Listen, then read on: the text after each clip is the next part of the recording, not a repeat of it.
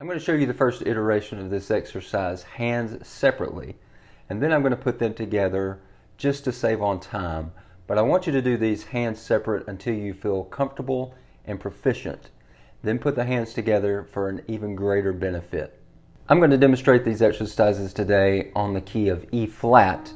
However, these should be and can be done on all 12 scale tones for the most benefit. Okay, to start this exercise, hands separately, I'm going to start on an E flat like I said. We're going to go up a minor third, so we'll have 2 half steps in between. So you're on G flat. We'll go another 2 half steps up to A. Skip another 2 to C. And then finally again an E flat with your pinky. Now what we're going to do is on this first iteration, we're just going to raise our pinky up 4 times and strike the top E flat note with our pinky while depressing all 4 of the remaining notes with our fingers. Now it looks just like this.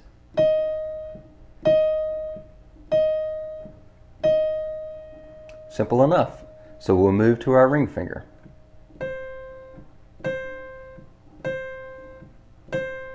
You'll notice that one's more difficult. It's one of the most unruly fingers that we have.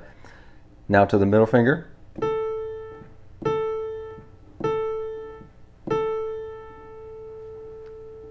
Index.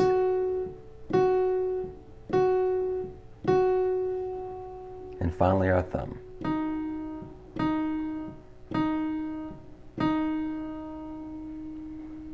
Now let's try that with our left hand. Again, we have E flat, G flat, A, C, and E flat. It's a diminished E flat chord here. So we're going to start with our pinky again.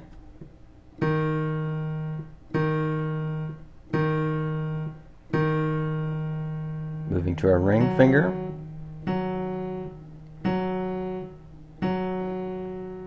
Middle.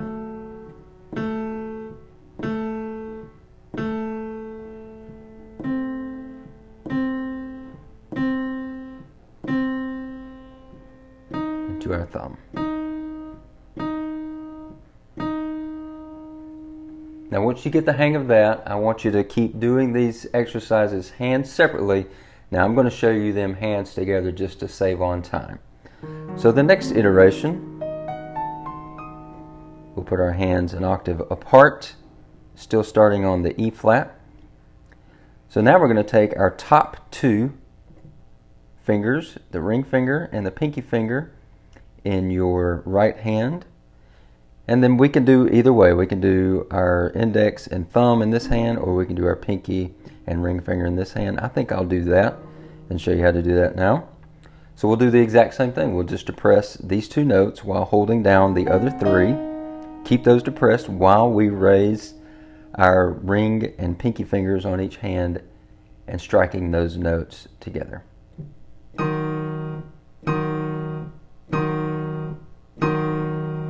Moving on to the ring finger and the middle finger.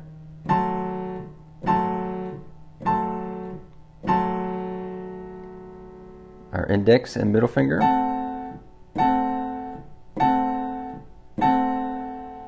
Finally our thumb and index.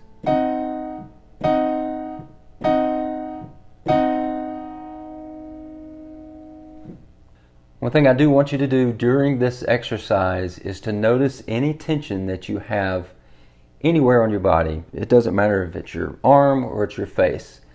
Notice any areas of tension and focus on releasing that tension as you go through this exercise. We tend to do a lot of things like hold our breath and get really tight when we're working on exercises, especially if they're new to us. So make sure that you focus on those areas of tension and release those, and you will have a much greater time of doing these at a little bit quicker pace. Now we're going to step up the difficulty a little bit while we will raise our middle finger and pinky finger in the right hand. We'll keep the ring finger depressed along with the thumb and the index. Same as in the left hand, we'll raise our pinky, middle finger, depress the ring finger as well as the index finger and the thumb. I'll show you how that looks.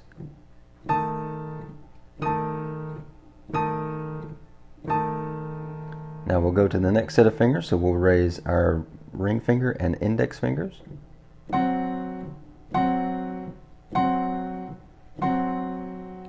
And now we'll do our middle fingers and our thumbs.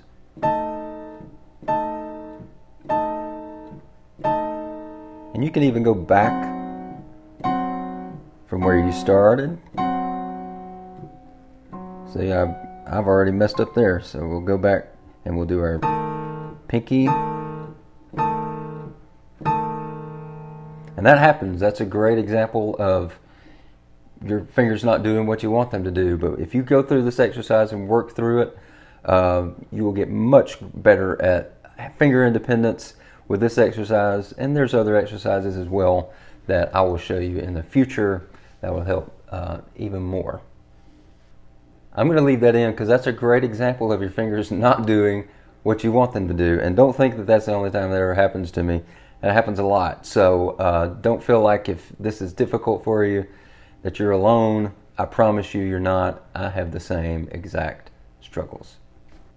Next, this will go pretty quickly because we're just going to have two versions of this exercise where we move our pinky and our index fingers together. So 1, 2, 3, 4. And now our thumb and ring fingers. 1, 2, 3, 4. Now we're going to challenge you mentally as well as physically because we're going to do something different in the right hand and the left hand. And this is where you get a little bit of hand independence as well as finger independence. So what we're going to do is we're going to do those third exercises with the middle finger and the pinky finger in the right hand raised with the other 3 depressed. And in the left hand, we're going to raise our ring finger. Okay? And that's what this will look like. And this will not be easy the first few times you do it for sure. Now we're going to swap and we're going to raise our pinky and middle finger in the left hand and raise our ring finger in the right. Now we'll move on to our index and ring in the right, middle finger in the left. And swap those.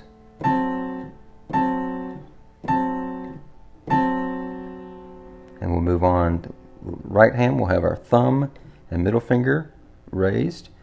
In the left hand, we'll have our index finger raised. And then we'll swap those. So you can see that wasn't easy for me.